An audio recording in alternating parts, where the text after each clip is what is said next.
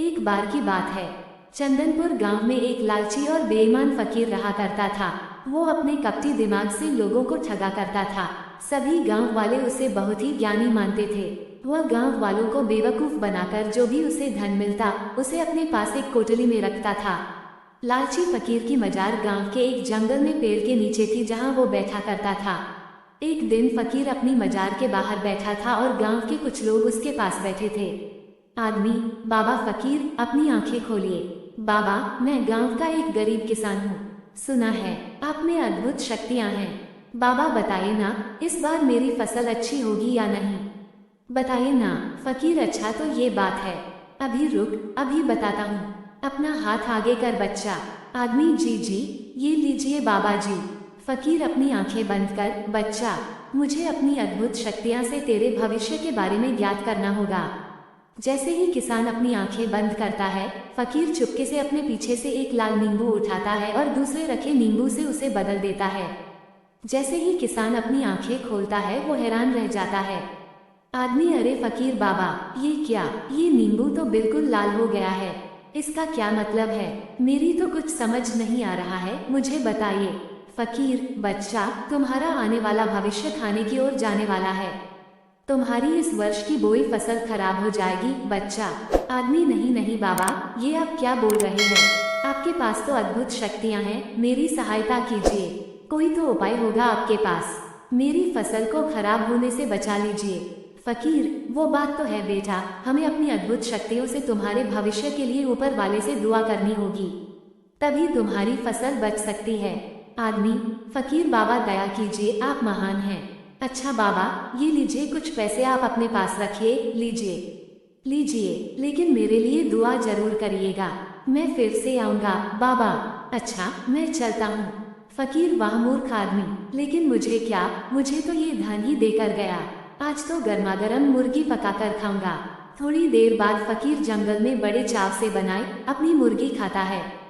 फकीर, अरे वाह, मजा ही आ गया। वाह, क्या स्वाद था, आत्मा को शांति मिल गई। कितने दिन से वही मामूली सा भोजन करके सड़ ही गया था मैं, लेकिन आज मजा ही आ गया। अच्छा, अब सो जाता हूँ, सुबह फिर से इन गांव के लोगों को बेवकूफ भी तो बनाना है। बेचारे मूर्ख गांव वाले समझते हैं मैं कोई ज्ञानी फकीर हूँ जिसके पास अद्भुत शक्तियाँ हैं। अगली सुबह गांव का एक युवक फकीर के पास आता है। फकीर मजार के पास बैठा होता है। बनिया, फकीर बाबा की जय हो, बाबा की जय हो। बाबा, बाबा, मैं आपके दर्शन के लिए पास वाले गांव से आया हूँ। बाबा, मैं एक बनिया हूँ और आपके लिए कुछ अनाज की बोरियां लाया हूँ। सुना है आपके पास अद्भुत शक्तियाँ हैं। बाबा, मुझे आशीर्वाद दीजिए, मेरे घर धन की कभी कोई कमी नहीं आए। फकीर, ऐसा ही होगा बच्चा, मेरा आशीर्वाद सदैव तुम्हारे साथ है। तुम्हारे पास धन की कभी कभी नहीं होगी। बनिया, बहुत बहुत धन्यवाद बाबा। अच्छा, मैं आपके लिए अनाज की बोरियां लाया हूँ, उन्हें स्वीकार कीजिए बाबा। यह बात सुनकर फकीर बाबा खुश हो जाते हैं। फकीर, अरे वाह वाह, अनाज की बोरियां, चलो आज तो इन्हें बेचकर खूब सारा धन आ जाएगा। वाह वाह, क्या बात है। तभी वो युवक बाबा फकीर को अनाज की बोरियां देता है। ये सब गांव का एक जग्गी नाम का युवक, जो एक ठग होता है, छुपकर देख रहा होता है। जग्गी, अरे बाप रे, इस फकीर बाबा को ये आदमी तो इतनी सारी अनाज की बोरियां दे रहा है। आखिर इतनी सारी बोरियों का ये फकीर बाबा करेगा क्या? लगता है यहाँ हाथ साफ करने का पूरा मौका है। आज रात को ही इस बाबा की झोपड़ी से अनाज की बोरियां चुरा कर ले जाऊंगा। रात को चोरी छुपे जग्गी फकीर बाबा की झोपड़ी में जाता है और देखता है कि फकीर दो लोगों के साथ बात कर रहा होता है। फकीर, प्यारे, तुम दोनों को यहाँ किसी ने आते तो देखा नहीं ना? कितनी बार बोला है तुम्हें आधी रात को जब सब गांव वाले सो जाया करे तब आया करो, लेकिन तुम मेरा धंधा बंद करवा के ही मानोगे क्या? जानते नहीं हो कि गांव वाले कितना विश्वास करते हैं, समझते हैं अद्भुत शक्तियां हैं मुझ में। बेचारे मूर्ख गांव वाले। कालिया, ये क्या ढोंगी फकीर, एड़ा समझेला है क्या अपन को? लोगों में से किसी ने हमें आते नहीं देखा, समझा क्या? चल अब अपना टाइम खोटी मत कर। कालिया, अरे ओ बल्लुए, जल्दी से इस ढोंगी फकीर को बोरी के पैसे दे और चल यहाँ से। बिल्लू, ठीक है उस्ताद, अभी देता हूँ। बिल्लू, ये ले ढोंगी फकीर, अपन ने तुम्हारी इस अनाज की बोरियां के अच्छे दाम दिए हैं। क्या एकदम मस्त, कोई मलाल नहीं रखने का दिल में। गिन लेना नोटों को पूरे, समझा तू। जिसके बाद कालिया फकीर को कुछ पैसे देता है और दोनों वहां से चले जाते हैं। फकीर एक पोटली में जिसमें पहले से ही काफी सारा धन होता है, उसमें उन पैसों को रखते हुए फकीर, अरे वाह, देखो तो सही कितना सारा धन इकट्ठा हो गया है। अरे वाह, मैं अपनी चतुराई से इस गांव के लोगों को अच्छा बेवकूफ बनाता हूँ। लोग भी कितने मूर्ख हैं, मेरी बातों में आ भी जाते हैं। अच्छा, अब इस धन की पोटली को कहीं छुपा देता हूँ। हाँ। जिसके बाद वह अपनी झोपड़ी में ही उस पोटली को एक चादर के अंदर छुपा देता है और खुद भी उसी चादर पर सो जाता है। फकीर, अब सो जाता हूँ, बहुत अच्छी नींद आएगी। जग्गी, अरे बाप रे, ये बाबा फकीर तो कल्लू बाबा निकला रे। गांव के लोग इस फकीर पाखंडी को बहुत शक्तिशाली मानते हैं और ये तो बस उन्हें ठगता है। अरे वाह रे ढोंगी बाबा फकीर, क्या खेल खेलेगा तू गांव वालों के साथ, लेकिन मैं तुझे ऐसे नहीं जाने दूंगा। तू जानता नहीं, जग्गी ठग नाम है मेरा। बोले तो ठगों में सबसे बड़ा ठग, बोले तो जग्गी। गांव में लोगों को ठगना ही मेरा काम है। अब देखना तू बाबा फकीर कैसे तेरी अक्ल ठिकाने आती है। अगली सुबह जग्गी बुरी हालत में फटे हुए कपड़ों में ही वो बाबा फकीर के पास आता है। जग्गी, बाबा फकीर महाराज, मेरी सहायता कीजिए, मैं पीड़ा में हूँ, मेरी सहायता कीजिए। मैंने सुना है आप सबके दुख हर लेते हैं, मुझ गरीब पर भी अपनी दृष्टि डालिए, सहायता कीजिए महाराज। फकीर, अरे क्या हुआ बच्चा, कौन हो तुम, बताओ हमें, क्या समस्या है तुम्हें, हम अवश्य ही तुम्हारी सहायता करेंगे। जग्गी, बाबा फकीर, मैं एक बहुत ही गरीब व्यक्ति हूँ, मेरा इस संसार में कोई नहीं है, कई दिनों से एक अन्न का दाना तक नहीं खाया है। हाँ, मैंने सुना है आप बहुत बड़े ज्ञानी हैं, आप मुझे अपनी शरण में ले लीजिए बाबा जी, मैं आपकी सेवा करके अपना जीवन बिता लूंगा, बदले में 2 वक्त की रोटी दे देना। फकीर मन में, अरे मुफ्त में एक सेवक मिल रहा है, बेचारा कितना भोला लगता है, इससे अपनी खूब सेवा करवाऊंगा। हाँ, रख ही लेता हूँ इसे अपने पास, बेचारा मूर्ख इंसान। फकीर, अरे बच्चा, अगर तुम्हारी इच्छा है कि तुम हमारे पास रहकर हमारी सेवा करो तो इसमें हमें कोई आपत्ति नहीं है। बच्चा, तुम एक अच्छे इंसान लगते हो और ऊपर वाले का संदेश है कि मैं तुम्हारी सहायता अवश्य करूं। आज से तुम मेरे ही साथ मेरी झोपड़ी में रहोगे। यह सुनकर जग्गी खुश हो जाता है। जग्गी, बहुत बहुत धन्यवाद बाबा फकीर, आप महान हैं, आपने मुझ गरीब पर इतनी कृपा की, आप महान हैं बाबा फकीर। जिसके बाद जग्गी फकीर के साथ रहने लगता है। जग्गी फकीर की झोपड़ी की साफ सफाई करता, उसके लिए रात्रि का खाना बनाता और उसकी खूब सेवा करता और फकीर भी ऐसा मेहनती सेवक पाकर खूब खुश रहता। जग्गी, अरे इस ढोंगी बाबा फकीर की जिस धन की पोटली के लिए यहाँ आया हूँ, उसे तो यह हमेशा ही अपने साथ लिए घूमता है, ऐसे में आखिर कैसे चुराऊं मैं इस धन की पोटली को, लगता है मुझे प्रतीक्षा ही करनी पड़ेगी, आखिर कभी तो हाथ आएगी इसकी धन की पोटली। तभी एक आदमी और उसकी पत्नी अपने छोटे से बेटे को लेकर बाबा फकीर के पास आते हैं।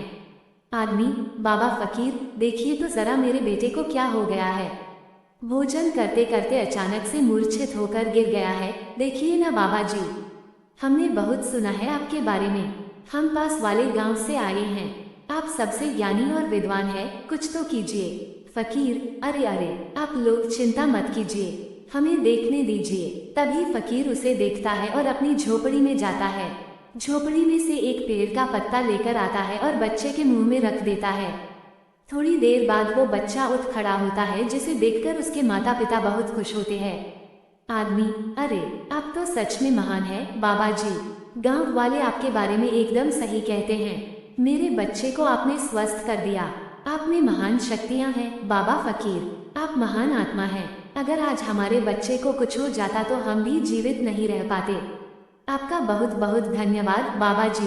तभी उस आदमी की पत्नी अपने सारे गहने उतारकर फकीर को देती है।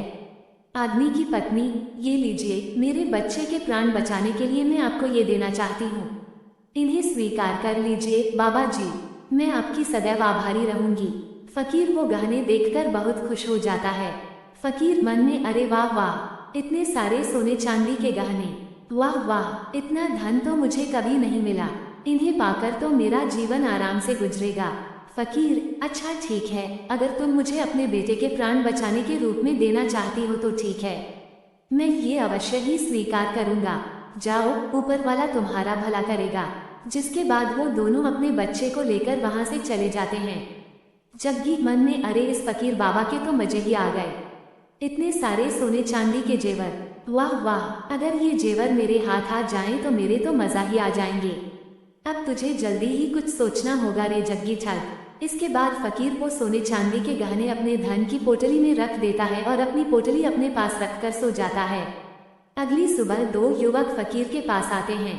युवक, बाबा जी की जय हो, हम पास वाले गांव से आए हैं।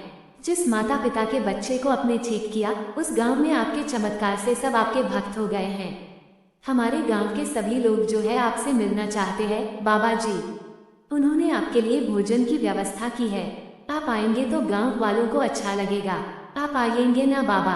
फकीर मन में अरे वाह वाह, ये तो बहुत खुशी की बात है।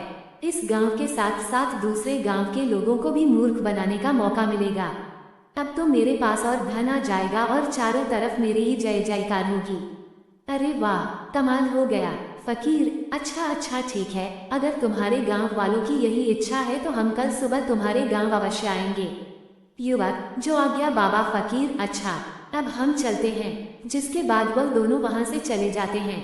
जग्गी, अरे बाबा फकीर जी, क्या सच में सुबह पास वाले गांव में जाएंगे आप? लेकिन बाबा फकीर, आप तो कभी अपनी इस मजार से बाहर नहीं जाते हैं। फकीर, अरे मूर्ख, ये सच है कि हम कहीं नहीं जाते, लेकिन पास वाले गांव के लोगों ने हमें बहुत प्यार और आदर के साथ आमंत्रित किया है। ऐसे में हमें ऊपर वाले का आदेश है, हम वहां अवश्य ही जाएं। इसलिए हम कल सुबह ही पास वाले गांव के लिए निकल जाएंगे और तुम भी हमारे साथ ही चलोगे। जग्गी ये बात सुनकर थोड़ा हैरान हो जाता है। जग्गी, क्या आप मुझे भी अपने साथ ले जाना चाहते हैं? जो आपका आदेश बाबा फकीर, मैं आपके साथ अवश्य ही चलूंगा। हाँ। इसके बाद अगली सुबह फकीर अपने धन की पोटली अपने साथ लिए जग्गी के साथ पास के गांव जाने के लिए निकल पड़ते हैं। वो जंगल के रास्ते से जा रहे होते हैं। काफी दूर पैदल चलते हुए अचानक से फकीर का पांव गड्ढे में फिसल जाता है और वो उस गड्ढे में गिर जाता है। गड्ढे में गिरते ही सारी मिट्टी फकीर के शरीर पर लग जाती है। जग्गी, अरे बाबा फकीर, गड्ढे में गिरने की वजह से आपके पूरे शरीर पर मिट्टी चिपक गई है। अगर ऐसे में लोग आपको देखेंगे तो पहचान नहीं पाएंगे। यही पास में ही एक नदी है, आप वहां चलकर स्नान कर लीजिए। कितनी बदबू भी आ रही है। फकीर, नहीं, मैं स्नान नहीं कर सकता, मेरे पास धन की पोटली है। स्नान करूंगा तो सारा धन नदी के पानी की वजह से व्यर्थ हो जाएगा। नहीं, मैं ऐसे ही आगे जाऊंगा। जग्गी, अरे बाबा फकीर, आप अपनी स्थिति को तो देखिए, मैं ही आपको नहीं पहचान पा रहा हूँ। कहीं ऐसा ना हो कि पास वाले गांव के सभी लोग आपको देखते ही भयभीत हो जाए। नहीं बाबा फकीर, मुझे लगता है आपको स्नान कर ही लेना चाहिए। जग्गी की ऐसी बातें सुनकर फकीर सोच में पड़ जाता है।